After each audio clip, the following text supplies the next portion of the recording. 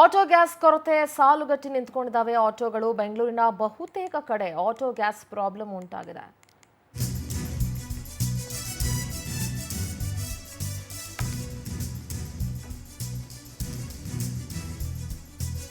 Ramaiah college bus stand ಬಳಿ gas station ಇದೆ. Ages gas bunk ಬಳಿ ರಾತ್ರಿಯಿಂದ ಆಟೋಗಳು ಸರತಿ ಸಾಲಿನಲ್ಲಿ ನಿಂತ್ಕೊಂಡಿದ್ದಾವೆ.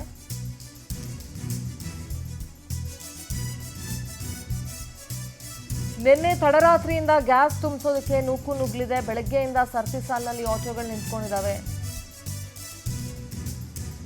ಆಟೋ ಗ್ಯಾಸ್ ಇರೋ ಕಡೆಗಳಲ್ಲಿ ಆಟೋ ಚಾಲಕರು ಒದ್ದಾಡ್ತಿದ್ದಾರೆ. ದುಡಿಮೆಗೋಸ್ಕರ ಆಟೋ ನಂಬ್ಕೊಂಡಿರೋ ಚಾಲಕರು ತೀವ್ರ ಪರದಾಡ್ತಿದ್ದಾರೆ. ಯಾಕೆಂದ್ರೆ ಒಂದ್ ಕಡೆ ಅವ್ರಿಗೆ ದುಡಿಮೆ ಆಗ್ತಿಲ್ಲ, ಇನ್ನೊಂದ್ ಕಡೆ ಬೆಲೆ ಏರಿಕೆಯ ಬಿಸಿ ತಡ್ತಾ ಇದೆ. ಗ್ಯಾಸ್ ಕರೆಕ್ಟಾಗಿ ಸಿಗ್ತಿಲ್ಲ, ಸಿಕ್ಕಿದ್ರೂ ಅದರ ಬೆಲೆ ಜಾಸ್ತಿ ಆಗಿದೆ. ಏಜಸ್ ಗ್ಯಾಸ್ ಬಂಕ್ ಬಳಿ ರಾತ್ರಿಯಿಂದಲೂ ಕೂಡ ಆಟೋಗಳು ಸರತಿ ಸಾಲಿನಲ್ಲಿ ನಿಂತ್ಕೊಂಡಿರೋ ದೃಶ್ಯಗಳನ್ನು ನೀವು ನೋಡಬಹುದು.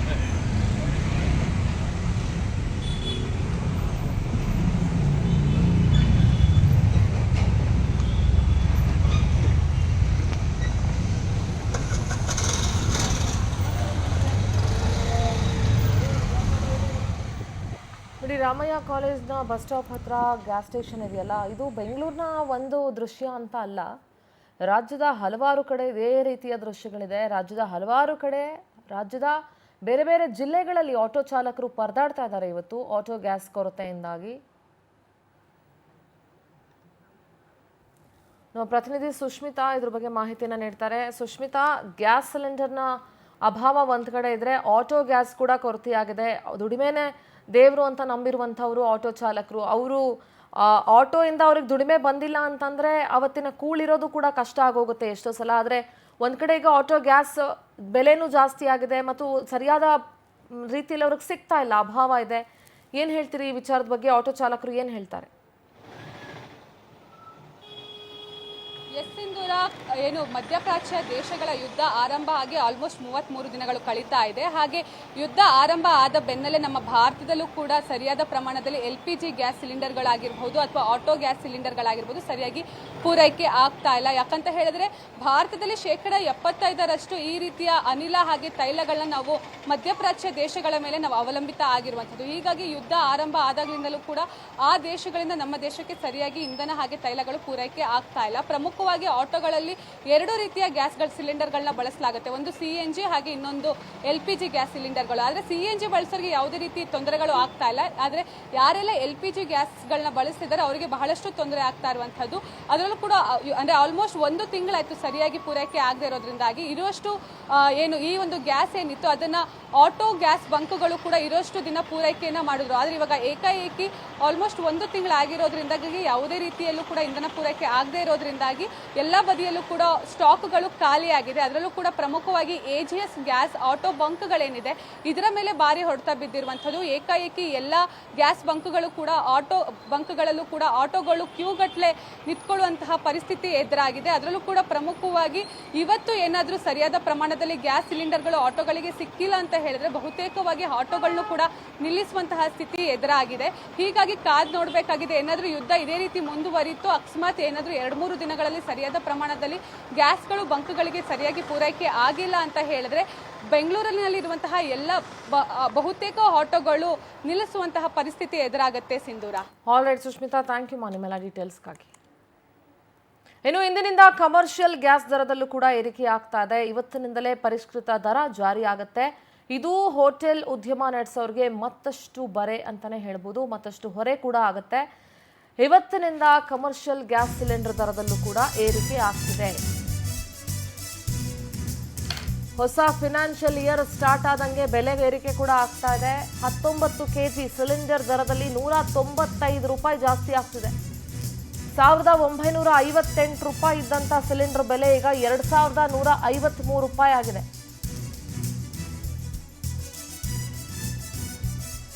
ಒಂದ್ ಕಡೆ ಬಿಸ್ನೆಸ್ ಆಗ್ತಿಲ್ಲ, ಮೆನು ಆಲ್ರೆಡಿ ಸುಮಾರು ಕಟ್ ಆಫ್ ಮಾಡಿಬಿಟ್ಟಿದ್ದೀವಿ, ಆದರೆ ದರ ಹೆಚ್ಚಳ ಮಾಡಿಬಿಟ್ರೆ ಕಷ್ಟ ಆಗುತ್ತೆ ಅಂತ ಹೋಟೆಲ್ ಮಾಲೀಕರು ಕಂಗಾಲಾಗ್ಬಿಟ್ಟಿದ್ದಾರೆ. ಏನಪ್ಪ ಮಾಡೋದು?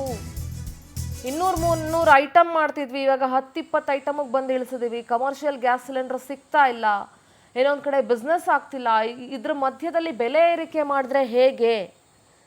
ಇದು ಹೋಟೆಲ್ ಉದ್ಯಮ ನಡೆಸೋರ ಪರಿಸ್ಥಿತಿ ಇವತ್ತು.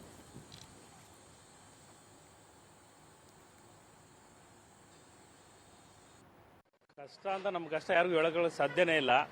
ಈ ಸರ್ಕಾರದವರು ಸ್ವಲ್ಪ ಗಮನ ಹರಿಸಿ ಇದ್ರ ಬಗ್ಗೆ ಏನಾದರೂ ಒಂದು ವ್ಯವಸ್ಥೆ ಮಾಡಿಕೊಡ್ಬೇಕು. ಏನಾಗುತ್ತೆ ಅಂದರೆ ಈಗಾಗಲೇ ನಾವು 10-12 ಐಟಮ್ ತಿಂಡಿಗೆ ಮಾಡ್ತಾ ಇದ್ದೋ, ಈಗ ಅದನ್ನು 5-6 ಐಟಮ್ ಇಳಿಸ್ಬಿಟ್ಟಿದ್ದೀವಿ.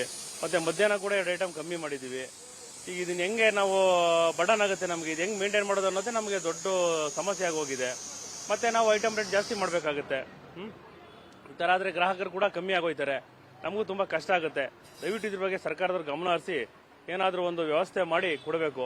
ಮತ್ತು ಇವಾಗ ಇನ್ನೊಂದೇನು ಅಂತಂದರೆ ಗ್ಯಾಸ್ ಬರ್ತಾ ಇರೋದೇ ಕಮ್ಮಿ, ಅಂಥದ್ರಲ್ಲಿ ಅದ್ರ ಮೇಲೂ ರೇಟ್ ಜಾಸ್ತಿ ಮಾಡಿದ್ರೆ ನಾವು ಏನು ಮಾಡೋದು? ಈಗ ವಾರಕ್ಕೆ ನಮಗೊಂದು 7-8 ಸಿಲಿಂಡರ್ ಬೇಕಾಗುತ್ತೆ, ಈಗ ಕೊಡ್ತಾ ಇರೋದೇ 2-3, ಅದರಲ್ಲೂ ರೇಟ್ ಜಾಸ್ತಿ ಮಾಡಿದ್ರೆ ಸೌದೆ ಒಲೆ ಇಕ್ಕೋದು ಹೇಳೋದು ಸುಲಭ, ಬಟ್ ಅದು ಮೇಂಟೈನ್ ತುಂಬ ಕಷ್ಟ ಇದೆ. ಒಳಗಡೆ ಇರೋಕ್ಕಾಗೋದಿಲ್ಲ, ಅದು ಹೊಗೆ ಬರುತ್ತೆ, ಇದು ತುಂಬ ಕಷ್ಟ ಆಗುತ್ತೆ. ಏನಾದರೂ ಸರ್ಕಾರದ ಗಮನ ಹರಿಸಿ ಒಂದೇನಾದ್ರೂ ಇದಕ್ಕೊಂದು ಪರಿಹಾರ ಮಾಡಿ ಕೊಡಬೇಕು. 195 ರೂಪಾಯಿ ಒಂದೇ ಸಲ ಏರಿಕೆ ಆಯ್ತು. ಹೌದು, ಏನೋ ಒಂದು 10, 20 ಅಥವಾ 50 ರೂಪಾಯಿ ಆಗಿದ್ರೆ ಪರವಾಗಿರಲಿಲ್ಲ. ಈಗ ಒಂದೇ ಸಾರಿ 195 ದಿನಕ್ಕೊಂದು ನಮಗೆ ಮತ್ತೆ 500 ರೂಪಾಯಿ ಹೊರೆ ಬೀಳುತ್ತೆ. ಇದು ಹೆಂಗ್ ಮೇಂಟೈನ್ ಮಾಡಬೇಕು? ಯಾರು ಗ್ರಾಹಕರ ಮೇಲೆ ನಾವು ಹಾಕ್ಬೇಕಾಯ್ತದೆ ಅಲ್ವಾ? ಗ್ರಾಹಕರ ಮೇಲೆ ಜಾಸ್ತಿ ಮಾಡಬೇಕಾಯ್ತದೆ. ಈಗಾಗಲೇ ನಾವು ತಿಂಡಿ ರೇಟ್ ಜಾಸ್ತಿ ಮಾಡಿದ್ರೆ ಇಲ್ಲಿವರೆಗೂ ಒಂದು ಮೇಂಟೈನ್ ಮಾಡ್ಕೊಂಡು ಬಂದಿದ್ದೀವಿ. ಮತ್ತೆ ಜಾಸ್ತಿ ಮಾಡಕ್ ಹೋದ್ರೆ ನಮಗೂ ವ್ಯಾಪಾರ ಕಮ್ಮಿ ಆಗುತ್ತೆ, ಗಿರಾಕಿ ಬರೋರು ಕಮ್ಮಿ ಆಗೋಯ್ತಾರೆ. ಕಷ್ಟ ಅಂತ ನಮ್ಮ ಕಷ್ಟ ಯಾರಿಗೂ ಹೇಳೋಕ್ಕೆ ಸಾಧ್ಯನೇ ಇಲ್ಲ. ಈ ಸರ್ಕಾರದವರು ಸ್ವಲ್ಪ ಗಮನ ಹರಿಸಿ ಇದ್ರ ಬಗ್ಗೆ. ಗ್ಯಾಸ್ಗಳು ಸಿಗ್ತಾ ಇಲ್ಲ. ಮತ್ತೊಂದು ಕಡೆ ಇವತ್ತಿನಿಂದ ಕಮರ್ಷಿಯಲ್ ಗ್ಯಾಸ್ಗಳು ಮತ್ತಷ್ಟು ದುಬಾರಿ ಆಗ್ತಾ ಇದೆ. ಬರೋಬ್ಬರಿ ಬೆಂಗಳೂರಲ್ಲಿ 195 ರೂಪಾಯಿ, ಜೊತೆಗೆ ಟ್ಯಾಕ್ಸ್ ಎಲ್ಲ ಸೇರಿಸಿ 206 ರೂಪಾಯಿಗೆ ಈ ಒಂದು ಕಮರ್ಷಿಯಲ್ ಗ್ಯಾಸ್ ಅಂದ್ರೆ 19 ಕೆಜಿಯ ಗ್ಯಾಸ್ ಸಿಲಿಂಡರ್ ದರ ಏರಿಕೆ ಆಗಿರುವಂತದ್ದು. ಇದರಿಂದಾಗಿ ಹೋಟೆಲ್ ನಡೆಸೋದು ಬಹಳಷ್ಟು ಕಷ್ಟ ಅಂತ ಹೇಳಿ ಇವಾಗ ಹೋಟೆಲ್ ಮಾಲೀಕರು ಹೇಳ್ತಾ ಇದ್ದಾರೆ. ನನ್ನ ಜೊತೆ ಗಾಂಧಿನಗರದಲ್ಲಿರುವಂತಹ ರಸಪಕ್ಕ ಹೋಟೆಲ್ನ ಮಾಲೀಕರಾಗಿರುವಂತಹ ರೂಪಾ ಅವರಿದ್ದಾರೆ, ಅವ್ರನ್ನ ನಾನು ಮಾತಾಡ್ಸ್ತಾ ಹೋಗ್ತೀನಿ. ಮೇಡಮ್, ಒಂದ್ ಕಡೆ ಗ್ಯಾಸ್ ಸಿಗ್ತಾ ಇಲ್ಲ, ಮತ್ತೊಂದ್ ಕಡೆ ದರ ಏರಿಕೆ, ಎಷ್ಟು ಹೊರೆ ಆಗ್ತಾ ಇದೆ? ಈಗ ನಮಗೆ ಸುಮಾರು ಮಾರ್ಚ್ 1ಕ್ಕೆ 1844 ರೂಪಾಯಿ ಇತ್ತು ಕಮರ್ಷಿಯಲ್ ಸಿಲಿಂಡರ್. ಇನ್ನು ಮಾರ್ಚ್ 7ಕ್ಕೆ 1969 ರೂಪಾಯಿ ಆಗುತ್ತೆ. ಈಗ ಇವತ್ತಿಂದ 2161 ರೂಪಾಯಿ ಮಾಡಿದ್ದಾರೆ.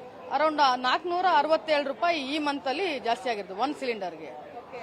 ಕಳೆದ 6 ತಿಂಗಳಲ್ಲಿ ಆಲ್ಮೋಸ್ಟ್ 4 ಬಾರಿ ಏರಿಕೆ ಆಗಿದೆ ಅಲ್ವಾ? ಹೇಗೆ? ಹೌದು, 4 ಬಾರಿ ಏರಿಕೆ ಆಗಿದೆ. ಜೊತೆಗೆ ಕಮರ್ಷಿಯಲ್ ಸಿಲಿಂಡರ್ ಸಿಗ್ತಾ ಇಲ್ಲ. ಈಗ ನಮ್ಗೇನೆ ಇವಾಗ ಗವರ್ಮೆಂಟ್ ಕಮರ್ಷಿಯಲ್ ಮೊನ್ನೆ ಸೋಮವಾರದಿಂದ ಆಲ್ಟರ್ನೇಟ್ ಡೇಸ್ ಅಲ್ಲಿ ಬರ್ತಾ ಇದೆ. ಒಂದಿನ ಒಂದು ಬರುತ್ತೆ, ಒಂದಿನ 2 ದಿನ ಬಿಟ್ಟು ಇನ್ನೊಂದು ಬರುತ್ತೆ, ಆತ ಆಗ್ತಾ ಇದೆ. ಕರೆಕ್ಟ್ ಆಗಿ ಪೂರೈಕೆ ಆಗ್ತಾ ಇಲ್ಲ. ಅಂದ್ರೆ ಈ ಹಿಂದೆ ಸ್ವಲ್ಪ ನಿಮಗೆ ಕನ್ಸೆಷನ್ಸ್ಗಳು, ಡಿಸ್ಕೌಂಟ್ಸ್ಗಳು ಕೊಡ್ತಾ ಇದ್ರು, ಇವಾಗ ಏನಾದ್ರು ಕೊಡ್ತಾ ಇದಾರೆ ಇಲ್ಲ ಅದನ್ನು ಸೇರಿಸಿ ಚಾರ್ಜ್ ಮಾಡ್ತಾ ಇದ್ದಾರಾ? ಅದು ಹೊರೆ ಆಗ್ತಾ ಇದೆಯಾ ಹೇಗೆ? ಇಲ್ಲ, ಯಾವಾಗಿಂದ ಕ್ರೈಸಿಸ್ ಸ್ಟಾರ್ಟ್ ಆಯ್ತು ಇವಾಗ 34 ದಿನ ಆಗ್ತಾ ಬಂದಿದೆ. ಅವತ್ತಿಂದನೂ ಯಾವುದೇ ರೀತಿಯ ಡಿಸ್ಕೌಂಟ್ಗಳಿಲ್ಲ ನಮಗೆ. ಸಾಮಾನ್ಯವಾಗಿ ಗ್ಯಾಸ್ ದರ ಅಂದ್ರೆ ಗ್ಯಾಸ್ ಎಲ್ಲದಕ್ಕೂ ಬೇಕೇ ಬೇಕು. ಸೊ ಹೀಗಾಗಿ ಗ್ಯಾಸ್ ದರ ಏರಿಕೆ ಆಯ್ತು ಅಂತ ಹೇಳಿದ್ರೆ ತಿಂಡಿ ದರವೂ ಕೂಡ ಏರಿಕೆ ಮಾಡುವಂತಹ ಪ್ರಸಂಗ ನಿಮಗೆ ಬರುತ್ತೆ. ನೀವೇನಾದ್ರೂ ತಿಂಡಿ ದರ ಏರಿಕೆ ಮಾಡುವಂತಹ ಯೋಚನೆಯಲ್ಲಿ ಇದ್ದೀರಾ ಹೇಗೆ? ಈಗ ಕ್ರೈಸಿಸ್ ಅಲ್ಲಿ ನಮಗೆ ಗ್ಯಾಸ್ ಸಿಲಿಂಡರ್ ಸಿಗದೇ ಇದ್ರು ಸಹ ನಾ ಯಾವತ್ತೂ ರೇಟ್ ನ ಜಾಸ್ತಿ ಮಾಡಬೇಕು ಅನ್ನೋ ಒಂದು ವಿಚಾರದಲ್ಲಿ ಇರಲಿಲ್ಲ.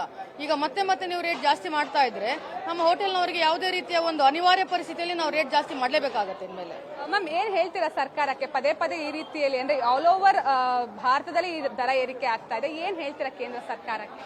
ನೀವು ಇವಾಗ ನಮಗೆ ಪ್ರೈಸಸ್ ನಾವು ಜಾಸ್ತಿ ಮಾಡಲ್ಲ, ಜನಗಳ ಒಂದು ಜೀವನ ಮಟ್ಟವನ್ನು ನಾವು ಸುಧಾರಿಸ್ತೀವಿ ಅಂತ ಹೇಳ್ಕೊಂಡು ಈ ತರ ಪದೇ ನಮ್ಗೆ ರೇಟ್ಗಳನ್ನ ಜಾಸ್ತಿ ಮಾಡ್ತಾ ಬಂದ್ರೆ ಇದು ನಮ್ಮ ಗ್ರಾಹಕರ ಮೇಲೇನೂ ಹೊರೆ ಆಗುತ್ತೆ. ಮತ್ತು ಮಧ್ಯಮ ಏನು ಒಂದು ಜನ ಇವತ್ತು ಜೀವನ ಮಾಡ್ತಿದ್ದಾರೆ ಅವರ ಮೇಲೆ ಇನ್ನೂ ಸಹ ಇದು ಹೊರೆ ಆಗುತ್ತೆ. ಹಾಗಾಗಿ ದಯವಿಟ್ಟು ನಾನು ಸರ್ಕಾರದಲ್ಲಿ ಮನವಿ ಮಾಡ್ತಿದ್ದೀನಿ, ಎಲ್ಲ ಈ ಬೆಲೆ ಹೆಚ್ಚಳಗಳನ್ನ ನೀವು ಆದಷ್ಟು ಇದನ್ನು ಹತೋಟಿಗೆ ತರಬೇಕು. ಇನ್ನು ಮುಂದಿನ ದಿನಗಳಲ್ಲಿ ಈ ಯುದ್ಧಗಳು ಹಿಂಗೆ ನಡೀತಾ ಇದ್ರೆ ಇನ್ನೂ ಜಾಸ್ತಿ ಆಗುವಂತ ಸಂಭವಗಳು ಇರುತ್ತೆ. ಆದಷ್ಟು ನೀವು ಅದನ್ನ ಕಂಟ್ರೋಲಿಗೆ ತಂದು ಈ ಜನರ ಮೇಲೆ ಅದನ್ನ ಹೊರೆಯಾಗದಿರಂಗೆ ನೋಡ್ಕೋಬೇಕಂತ ನಾನು ಸರ್ಕಾರದಲ್ಲಿ ಮನವಿ ಮಾಡ್ತೀನಿ. ಇಷ್ಟನ್ನ ಹೋಟೆಲ್ ಮಾಲಕಿ ಆಗಿರುವಂತಹ ರೂಪಾ ಅವ್ರು ಹೇಳ್ತಾ ಇದ್ದಾರೆ. ಅಂದ್ರೆ ಈ ರೀತಿಯಲ್ಲಿ ಸತತವಾಗಿ ಬೆಲೆ ಏರಿಸ್ತಾ ಹೋದ್ರೆ ನಮ್ಮ ಹೊರೆ ಏನಿದೆ ಅದು ನಾವು ಗ್ರಾಹಕರ ಮೇಲೂ ಕೂಡ ಹಾಕ್ಬೇಕಾಗತ್ತೆ. ಒಂದ್ ಕಡೆ ಗ್ರಾಹಕರಿಗೂ ಕೂಡ ಇದು ಹೊರೆ ಆಗುತ್ತೆ, ಜೊತೆಗೆ ಹೋಟೆಲ್ ನಡೆಸುವಂತಹ ನಮಗೂ ಕೂಡ ಇದು ಹೊರೆ ಆಗುತ್ತೆ ಅಂತ ಹೇಳಿ ಕಾದ್ ನೋಡ್ಬೇಕಾಗಿದೆ ಸರ್ಕಾರ ಮುಂದಿನ ದಿನಗಳಲ್ಲಿ ಈ ರೀತಿಯ ದರ ಏರಿಕೆಗೆ ಯಾವ ರೀತಿಯಲ್ಲಿ ಬ್ರೇಕ್ ಹಾಕತ್ತೆ ಅಂತ ಹೇಳಿ. ಕ್ಯಾಮ್ರಾ ಪರ್ಸನ್ ರಮೇಶ್ ಜೊತೆ ಸುಷ್ಮಿತಾ ಪೂಜಾರಿ, ಪವರ್ ಟಿವಿ, ಬೆಂಗಳೂರು.